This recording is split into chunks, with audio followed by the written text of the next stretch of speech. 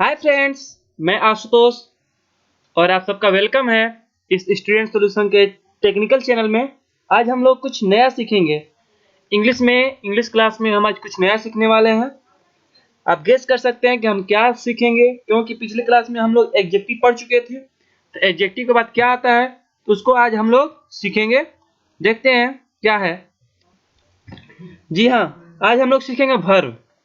Verb means होता है क्रिया या कोई काम। जैसे में सपोज दैट हम कोई काम करते हैं, जैसे में बोलना, लिखना, पढ़ना, दौड़ना, चलना, टहलना, यानी कि जिसमें लास्ट में लगा हो ना या ट्री के अनुसार सब वर्ब के अंतर्गत आता है। ठीक है, तो इस तरह हम लोग वर्ब को आसानी से समझ सकते हैं। और वर्ब में क्या होता है, इसका डिफिनीशन, इसका एग्जाम्पल क्या होता है, इसके प्रकार कितने होते हैं, हर एक चीज को हम आज डिटेल से पढ़ेंगे इस वीडियो के अंतर्गत। और हम लोग अच्छे से इस वीडियो को देखेंगे, जिससे हमारा हर एक चीज क्लियर होता जाएगा और हम लोग का पूरा वर्ब क्लियर हो जाएगा, जो आगे चल के हमको बहुत फायदेमंद है। ठीक है, तो हम वीडियो स्टार्ट करते हैं। सबसे पहले हम लोग आज देखेंगे वर्ब का डिफिनीशन। वर्ब होता क्या है? The word which indicates an action, state और position is called the verb. यानी कि जिस शब्द से किसी कार्य के होने या दशा या स्वाभाविक का बोध हो, उसे हम क्रिया कहते हैं। ठीक है, क्रिया में क्या क्या होता है इसको हम लोग देख लेते हैं।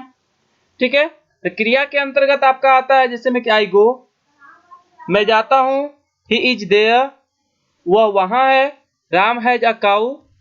ठीक है, तो इसमें राम हैज अ काऊ है, तो राम के पास एक गाय है। ठीक है, तो उपयुक्त वाक्यों में गो, इज, हैज से क्रमशः किसी कार्य के होने, दशा एवं स्वाभाविक का बोध होता है। इस तरह ये सभी क्या है? वर्ब है। यानी गो, इज, हैज, किसी न किसी रूप में सभी क्या है? वर्ब है। अब आप लोग कंफ्यूजन होगा कि आप बताए थे कि गो माने कि जिसके अंत में ना लगा हो, तो इज मिस होता है, हैज मिस होता है पास्ट, इस सब कैसे वर्ब हुआ? तो ये सब भी हम आगे इसी वीडियो में क्लियर कर देंगे कि ये सब वर्ब कैसे है। ठीक है, तो इस तरह हम लोग वर्ब के डिफिनीशन को क्लियर कर लिए। अब हम लोग का आगे पढ़ना है काइंड्स ऑफ वर्ब, जिसको हम लोग आगे देखते हैं। अब हमारा है काइंड्स ऑफ वर्ब। अंग्रेजी में वर्ब का विभाजन निम्नलिखित 3 रूपों में किया जा सकता है। फर्स्ट है ट्रांजिटिव वर्ब, सकर्मक क्रिया, और इंट्रांजिटिव वर्ब, अकर्मक क्रिया। ठीक है, तो सबसे पहले हम इन दोनों को देख लेते हैं, ट्रांजिटिव वर्ब और इंट्रांजिटिव वर्ब क्या होते हैं। पहला होता है ट्रांजिटिव वर्ब, सकर्मक क्रिया। A transitive verb is a verb that has or may have on object, यानी कि जिस क्रिया का कर्म हो या होने की संभावना हो, उसे हम लोग सकर्मक क्रिया कहते हैं। यानी जिस क्रिया का कर्म हो या होने की संभावना हो, उसे हम लोग क्या कहते हैं? सकर्मक क्रिया कहते हैं। जैसे में कि he writes a letter, you read a book। he writes लेकर यानी वह एक पत्र लिखता है, you read a book यानी तुम एक बुक पढ़ते हो। ठीक है, तो उपयुक्त वाक्यों में राइट एवं रीड क्रमशः ट्रांजिटिव वर्ब है, क्योंकि इनके बाद क्रमशः लेटर एवं बुक क्या है? ऑब्जेक्ट है। यानी कि आपका जो रीड है यह एक वर्ब है, राइट्स यानी लिखना होता है, यह भी एक वर्ब है, लेकिन बाकी सब जो हैं ये आपके ऑब्जेक्ट्स हैं। ठीक है, तो उपयुक्त वाक्यों में राइट एवं रीड क्रमशः ट्रांजिटिव वर्ब है, क्योंकि इनके बाद क्रमशः लेटर एवं बुक ऑब्जेक्ट यानी कर्म जो क्रिया के फल का बोध करे के रूप में आया है। यानी लेटर, ठीक, और बुक जो है ऑब्जेक्ट है, और राइट और रीड क्या है? वर्ब है। तो यानी कि वर्ब के बाद कोई लेटर या कोई ऑब्जेक्ट आता है तो वह आपका सकर्मक क्रिया के अंतर्गत आता है। अब दूसरा हमारा है इंट्रांजिटिव वर्ब, अकर्मक क्रिया। यानी कि an intransitive verb is a verb that has no object और may have not any object. ठीक है, जिस क्रिया का न कर्म हो न होने की संभावना हो, उसे हम अकर्मक क्रिया कहते हैं। जैसे भी ही इप्स, दे लाफ, इटीसी।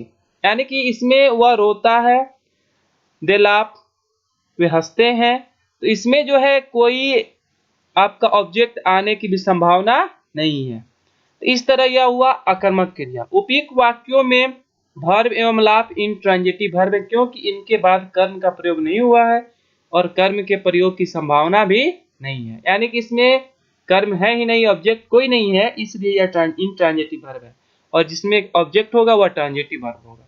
तो इस तरह इसमें कर्म का प्रयोग नहीं हुआ है और कर्म के प्रयोग की संभावना भी नहीं है, इसलिए यह जो है इंट्रांजिटिव वर्ब है। ये पहले प्रकार से हम लोग वर्ब को डिविज करते हैं।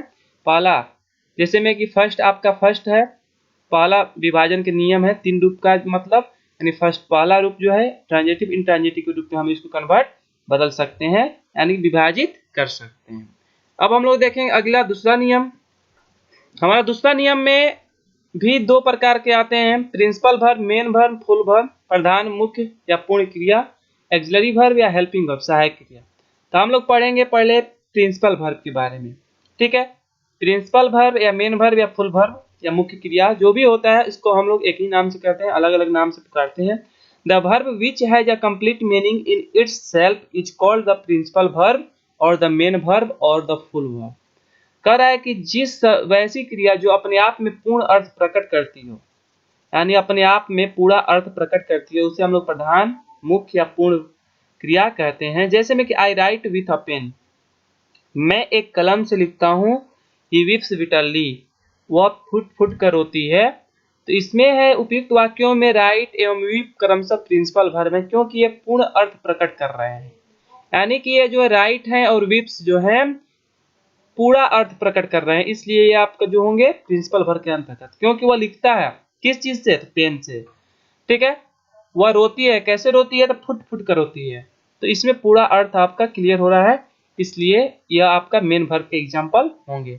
अब दूसरा इसका एक्सिलरी वर्ब, सहायक क्रिया। The verb which is used with main verb to show tense, mood, etc and to form question is called the auxiliary verb या हेल्पिंग वर्ब। जो क्रिया मुख्य क्रिया के साथ प्रयुक्त होकर टेंस, मूड एवं क्वेश्चन निर्माण में सहायता करे उसे हम लोग सहायक क्रिया कहते हैं। जैसे he is reading a book, वह एक किताब पढ़ रहा है। Do not open the door, दरवाजा मत खोलिए। डिड यू लाइक इट, क्या आप इसे पसंद करते थे। इट इज, इसमें जो है उपयुक्त वाक्यों में क्रमशः इज, डू या डिड सहायक क्रिया के उदाहरण है, क्योंकि इनके साथ क्रमशः रीडिंग, ओपन, लाइक का प्रयोग हुआ है जो मेन वर्ब है। ठीक है, यानी कि इज, डू, डिड, यानी कि इसमें इज जो है हेल्पिंग वर्ब है, डू जो है हेल्पिंग वर्ब है, डिड जो है हेल्पिंग वर्ब है। यानी कि यह सेंटेंस को हेल्प कर रहा है टेंस के अनुसार। अगर इसमें इज नहीं लगा होगा, अगर यहाँ पे इज की जगह पे वाज लग जाएगा तो इसका टेंस चेंज हो जाएगा।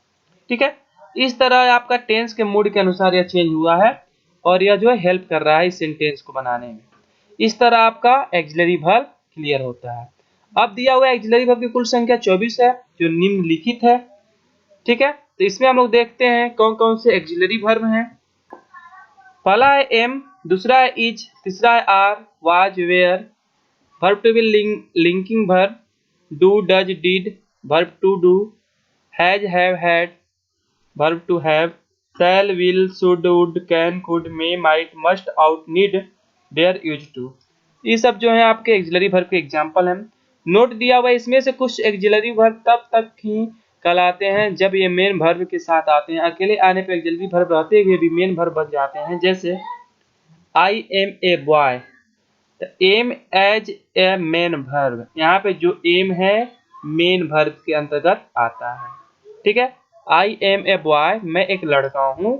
ठीक है, I am writing a letter, am as auxiliary verb. देखिए इसमें राइटिंग जो है आपका ये प्रेजेंट कंटिन्यूअस टेंस का सेंटेंस है, इसमें एम जो हुआ इसका हेल्प कर रहा है टेंस के मूड को बताने का, इसलिए आपका यह एक्सिलरी वर्ब के अंतर्गत आएगा। सी इज ए गर्ल, वह एक लड़की है, यहाँ पे इज जो है एक मेन वर्ब के अंतर्गत आएगा। ठीक है, चलिए इसके बाद वाला हम लोग क्वेश्चन देखते हैं। इसके कुछ और एग्जांपल हैं, जिसमें से is writing a letter, is as auxiliary verb, he was a leader, was as a main verb. यानी कि जिसमें हमारा टेंस का पता चल जाता है वो आपका जो है एक्सिलरी वर्ब के अंतर्गत आएगा, और जिसमें नहीं पता चलता है वो तो फिर मेन वर्ब के अंतर्गत ही आएगा। ठीक है, सब में मिला लीजिए, आप लोग देख लीजिए अच्छे से। I have a cow, have जो है एक मेन वर्ब है, क्योंकि इसमें टेंस का पता नहीं चल पा रहा है। ठीक है, चलिए उसके बाद हम लोग देखते हैं थर्ड रूप के आधार पे हम लोग इसको किस प्रकार बांटे हैं। तो पहला है फिनिटिव वर्ब, दूसरा है नॉन फिनिटिव वर्ब, ठीक है। इन्फिनेटिव वर्ब का समापिका क्रिया और नॉन इन्फिनेटिव वर्ब का असमापिका क्रिया। इन्फिनेटिव वर्ब के अंतर्गत हम लोग देखते हैं क्या आता है, a verb form agrees with its subject in the person and number is called the infinitive verb. क्रिया का वह रूप जो अपने सब्जेक्ट के पर्सन एवं नंबर से नियंत्रित हो उसे हम लोग समापिका क्रिया कहते हैं। जैसे में कि दे इट, एंड देखो फिर से इसको समझ लीजिए, क्रिया का वह रूप जो अपने सब्जेक्ट के पर्सन एवं नंबर से नियंत्रित हो, यानी they it, he eats a mango, I am eating a mango, he is eating a mango. यानी तो उपयुक्त वाक्यों में इन्फिनेटिव वर्ब का प्रयोग हुआ है क्योंकि इन वाक्यों में प्रयुक्त वर्ब क्रम से इट तथा its infinitive verb to eat के रूप में है, एवं am is are was were infinitive verb to be के रूप में है। तो इस तरह आपके जो है ये आपका इन्फिनेटिव वर्ब के अंतर्गत आता है। ठीक है। नेक्स्ट हम लोग देखते हैं नॉन इन्फिनेटिव वर्ब असमापिका क्रिया। A verb used the verb that is not governed by the number and person of the subject in a sentence is called the non infinitive verb. यानी वैसी क्रिया जो वाक्य के सब्जेक्ट के नंबर तथा person से शासित न हो उसे हम लोग असमापिका क्रिया कहते हैं। जैसे में कि आई लाइक टू वॉक या walking, he was like to walk या walking, he like to walk या walking, they like to walk या वॉकिंग, इट इज। उपयुक्त वाक्यों में प्रयुक्त क्रिया टू वॉक या वॉकिंग नॉन इन्फिनेटिव वर्ब के उदाहरण है क्योंकि इनके ऊपर सब्जेक्ट के नंबर तथा पर्सन में कोई प्रभाव नहीं पड़ रहा है। यानी कि इसमें जो सब्जेक्ट है इसमें न तो इज लगा हुआ है, न तो आर्म लगा हुआ है, न तो एम लगा हुआ है। ठीक है। यानी इसका कोई सब्जेक्ट का कोई पर्सन का प्रभाव नहीं पड़ रहा है। लेकिन इसमें जो है इसके सब्जेक्ट का प्रभाव पड़ा है, दे के साथ लगा हुआ है इट। ठीक है। तो यहाँ पे इट लगा हुआ है, यहाँ पे इट्स नहीं लग सकता है। ही इट्स ए मैंगो, तो यहाँ पे थर्ड पर्सन सिंगुलर नंबर का ही है, इसके साथ यस लगा हुआ है। तो इसमें आपका जो है अलग अलग के जगह पे अलग, I am eating a mango, I के साथ एम लगा हुआ है। Okay. He is eating a mango, यहाँ पे ही के साथ इज लगा है, एम नहीं लगा हुआ है, आर नहीं लगा हुआ है, क्योंकि इसका ध्यान रखा गया है, क्योंकि इसका जो सब्जेक्ट है इसका ध्यान रखा गया है। ठीक है। इस तरह हमारा ये अभी कंप्लीट होता है।